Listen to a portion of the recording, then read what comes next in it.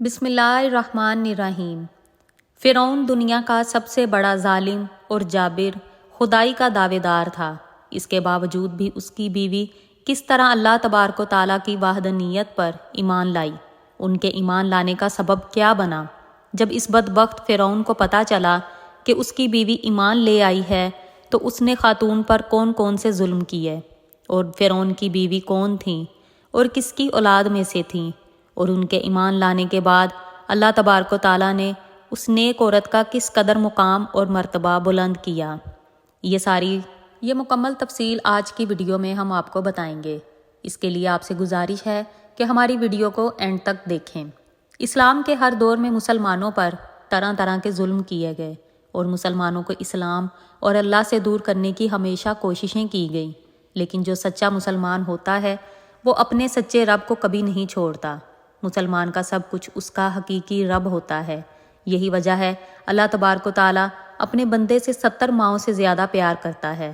ایسا ہی ایمان افروز واقعہ اس ویڈیو میں ہم آپ کو بتائیں گے کہ کس طرح ایک خاتون نے اپنا سب کچھ اپنے پیارے رب پہ نثار کر دیا۔ یہ ایمان افروز واقعہ فرعون کی بیوی کا ہے۔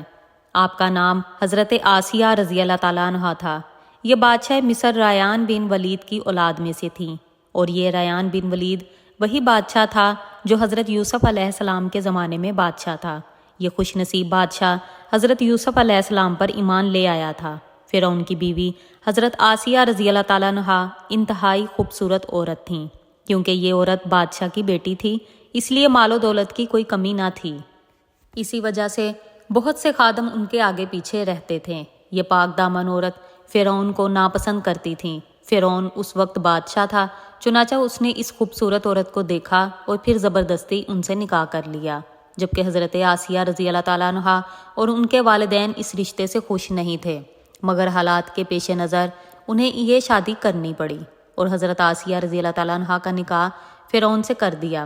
فرعون کو حد سے زیادہ دولت اور طاقت نے بہت زیادہ مغرور کر دیا تھا، اور وہ بہت زیادہ ظالم بھی تھا۔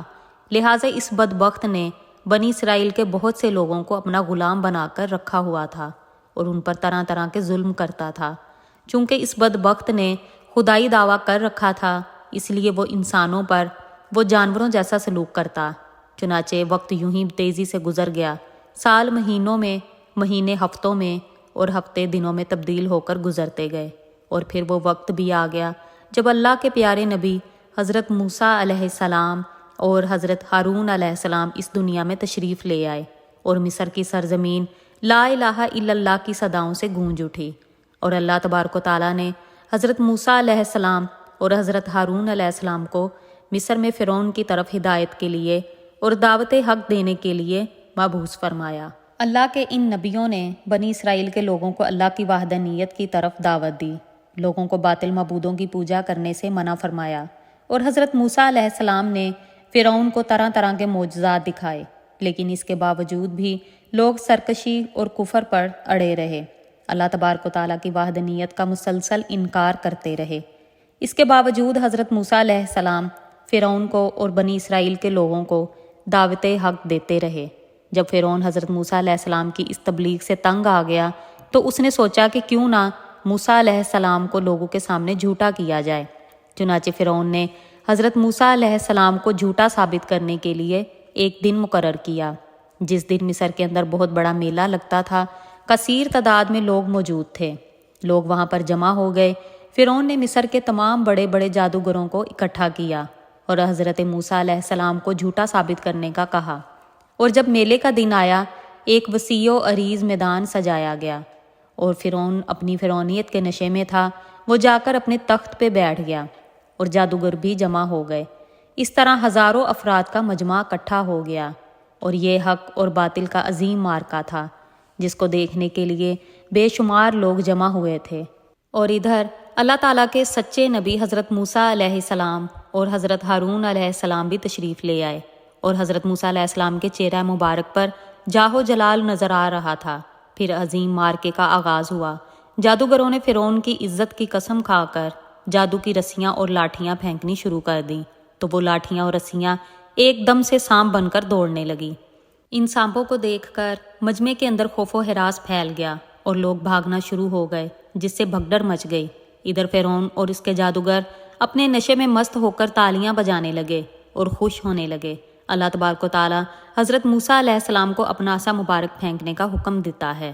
پھر موسیٰ علیہ السلام نے اللہ کے حکم کی تعمیل کرتے ہوئے عصا مبارک کو ان سانپوں کے ہجوم میں پھینکا، اور دیکھتے ہی دیکھتے حضرت موسیٰ علیہ السلام کا عصا ایک خوفناک اژدہا بن گیا، جس نے جادوگروں کے سانپوں کو دیکھتے ہی دیکھتے نگل لیا۔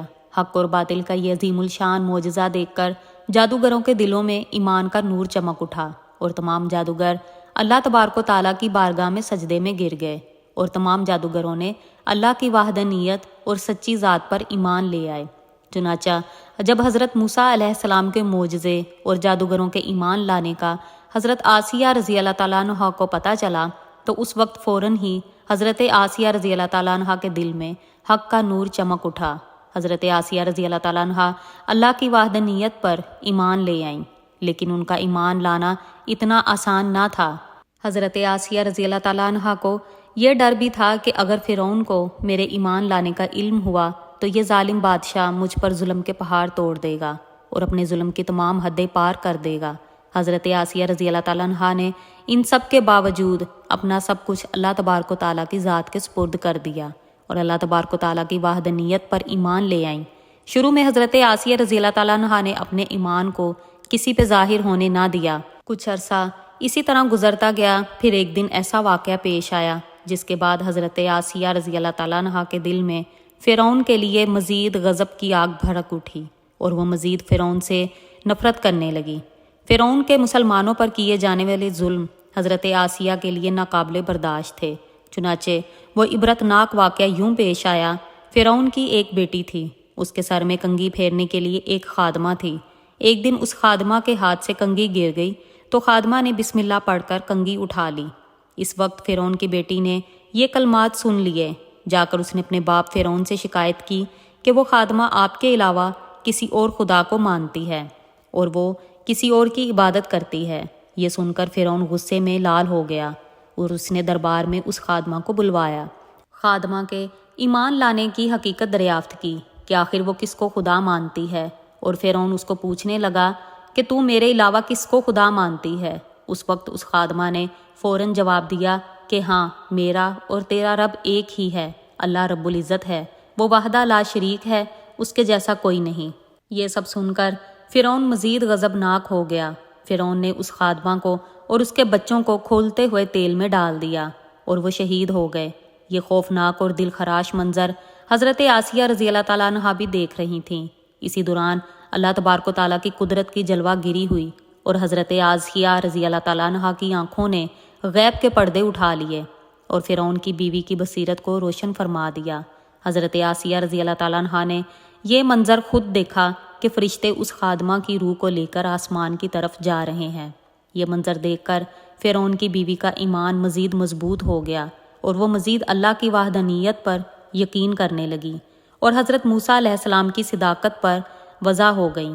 اور اس وقت کے بعد فرعون کی بیوی سوچ میں پڑ گئی کہ مسلمان ہو کر مسلمانوں پر کرنے والے ظلم و ستم کو کیسے برداشت کر سکتی ہے۔ ابھی فرعون کی بیوی انہی خیالات میں گم تھی کہ فرعون اس کے پاس آیا اور مظلوم عورت پر کیے جانے والے ظلم کو اپنی بیوی کو بیان کرنے لگا۔ اس کی بیوی نے دل ہی دل میں فرعون کے خلاف علم بلند کرنے کا فیصلہ کر لیا۔ جب فرعون نے اپنی بیوی کو اس خادمہ کو شہید کرنے والی بات بتائی تو اس کی بیوی بولی کہ کس شے نے تجھے اللہ کے مقابلے میں اتنا بے باک کر دیا ہے؟ یہ سن کر فرعون ایک بار پھر بھڑک اٹھا اور اپنی بیوی سے کہنے لگا کہ تجھے بھی اس جنون نے آ لیا جس جنون کو اس عورت نے آ لیا تھا۔ اب فرعون کی بیوی نے فرعون سے کہا، مجھے کسی جنون نے نہیں آ لیا، میں تو اس وحدہ لا شریک پر ایمان لا چکی ہوں جو میرا اور تیرا تمام جہانوں کا رب ہے۔ اسی طرح اس بہادر عورت نے کھلم کھلا فرعون کے سامنے اپنے ایمان کا اظہار کیا۔ فرعون اپنی بیوی کی بات سن کر حیران اور پریشان رہ گیا۔ وہ شروع میں بغیر ظلم کیے اپنی بیوی کو سمجھانے لگا اور فرعون نے اپنی بیوی کو ایمان سے دور کرنے کے لیے ان کے والدین کو بھی بلایا اور دھمکی دینے لگا کہ اگر تمہاری بیٹی حضرت موسیٰ علیہ السلام کے خدا کا انکار نہ کیا تو ضرور یہ موت کا مزہ چکھے گی۔ چنانچہ حضرت آسیہ رضی اللہ تعالیٰ عنہا کے والدین ان کو علیحدگی میں سمجھانے کی کوشش کرنے لگے، لیکن ان کا ایمان مزید مضبوط ہو چکا تھا، اسی وجہ سے انہوں نے اپنے والدین کی بات ماننے سے انکار کر دیا، اور حضرت آسیہ رضی اللہ تعالیٰ عنہا اپنے والدین سے کہنے لگی، میں اپنے رب کی وحدانیت کا انکار نہیں کر سکتی، بے شک وہ سچا رب ہے۔ چنانچہ جب فرعون کا یہ حربہ ناکام ہوا تو اس نے اپنی بیوی کو طرح طرح کی اذیتیں دینے کا تہیہ کر لیا تاکہ یہ اپنے ایمان سے پھر جائے اور مجھے اپنا خدا ماننا شروع کر دے۔ روایت میں ہے کہ فرعون کے حکم پر حضرت آسیہ رضی اللہ تعالیٰ عنہا کو طرح طرح کی اذیتوں میں مبتلا کر دیا گیا، حتیٰ کہ حضرت آسیہ کے ہاتھوں اور پاؤں میں میخیں لگا کر سورج کی طرف منہ کر کے دھوپ میں لٹا دیا گیا اور ان کے سینے پہ چکی کا بھاری پتھر رکھ دیا تاکہ آپ ہل نہ سکے۔ لیکن ان تمام مظالم کے باوجود حضرت آسیہ کے دل سے ایمان نہ نکلا، بلکہ ان تمام تکالیف کے باوجود آپ کے دل میں ایمان مزید مضبوط ہو گیا۔ جب فرعون نے حضرت آسیہ رضی اللہ تعالیٰ عنہا کو ایمان چھوڑ دینے کا کہا تو حضرت آسیہ نے ایسا ایمان افروز جملہ بولا کہ فرعون کا تکبر خاک میں مل گیا، اور فرعون حضرت آسیہ کے ایمان اور مضبوطی کے آگے گھٹنے ٹیکنے پر مجبور ہو گیا۔ حضرت آسیہ رضی اللہ تعالیٰ عنہا نے فرمایا، اے دشمن خدا، تو میرے وجود پر تو قابض ہو سکتا ہے، مگر میرا دل اللہ تبارک و تعالیٰ کی پناہ میں ہے۔ اگر تو میرا جسم کاٹ کاٹ کر بھی پھینک دے تب بھی میرا عشق خدا بندی کم نہیں کر سکتا۔ اسی دوران جب حضرت آسیہ پر ظلم و ستم کے پہاڑ گرائے جا رہے تھے، حضرت موسیٰ علیہ السلام وہاں سے گزر رہے تھے۔ حضرت آسیہ نے فرمایا کہ کیا میرا رب مجھ سے راضی ہے؟ حضرت موسیٰ علیہ السلام نے فرمایا، اے آسیہ، آسمان پر فرشتے تیرا انتظار کر رہے ہیں اور اللہ تیرے ایمان اور کارناموں پر فخر فرماتا ہے۔ آپ اللہ کی بارگاہ میں سوال کریں تو آپ کی ہر حاجت پوری کی جائے گی۔ اس وقت حضرت آسیہ رضی اللہ تعالیٰ عنہا نے اللہ کی بارگاہ میں یہ دعا کی، اے میرے پروردگار، میرے لیے اپنے پاس جنت میں ایک گھر بنا اور مجھے فرعون اور اس کے ظلم و ستم سے نجات دے۔ ادھر فرعون نے حضرت آسیہ کو ایمان سے دور کرنے کی تمام کوششیں کر لیں اور ہر کوشش کے اندر ناکامی کا سامنا کرنا پڑا، تو اس کے بعد فرعون نے حضرت آسیہ کو شہید کرنے کا فیصلہ کر لیا۔ اس نے اپنے آدمیوں سے کہا، ایک بڑی چٹان لے کر آؤ، اگر یہ چٹان دیکھ کر اپنے ایمان پر قائم رہتی ہے تو یہ چٹان اس پر گرا دینا، اور اگر یہ ایمان سے پھر جاتی ہے تو پھر یہ میری بیوی ہے۔ اس خوفناک منظر کے وقت جہاں ایک طرف زندگی ہے دوسری طرف موت کھڑی ہے، تو حضرت آسیہ رضی اللہ تعالیٰ عنہا نے آسمان کی طرف نگاہیں اٹھا کے دیکھا تو جنت میں ایک سفید موتیوں والا محل دیکھا، جس سے آپ کا ایمان اور پکا ہو گیا، اور اسی حالت میں آپ کی روح پرواز کر جاتی ہے۔ اس کے بعد آپ رضی اللہ تعالیٰ عنہ کے اوپر وہ چٹان گرا دی جاتی ہے، ایسے بدن پر گرتی ہے جس میں روح نہیں ہوتی۔ اس دردناک واقعے کے دوران جب فرعون اپنی بیوی پر ظلم و ستم کے پہاڑ توڑ رہا تھا تو اللہ نے فرشتوں کو حضرت آسیہ پر مقرر کر دیا، وہ آپ پر سایہ کیے ہوئے تھے، اور حضرت آسیہ رضی اللہ تعالیٰ عنہ کو ان کی زندگی میں جنت میں ان کا مقام دکھا دیا گیا تھا، جس سے ان کا ایمان مضبوط ہو گیا تھا، اور فرعون کی تمام مصیبتوں کو آپ بھول گئیں۔ اس طرح حضرت آسیہ نے دنیا کی تمام تکالیف برداشت کیں، لیکن اللہ کی وحدانیت کا انکار نہیں کیا۔ اس کا اللہ حضرت آسیہ کو یہ اجر فرمائے گا کہ ان کو جنت میں ایک اعلیٰ مقام ملے گا جو کسی کو نہیں ملا۔ آپ رضی اللہ تعالیٰ عنہ جنت میں حضرت محمد صلی اللہ علیہ وسلم کی زوجہ محترمہ ہوں گی، اور اللہ آپ کا شمار ازواج مطہرات میں کرے گا۔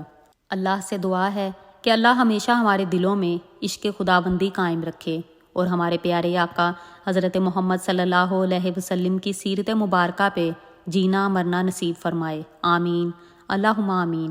ویڈیو اگر پسند آئے تو اس کو اپنی فیملی میں اور اپنے دوستوں کے ساتھ شیئر ضرور کیجیے گا۔ اللہ حافظ۔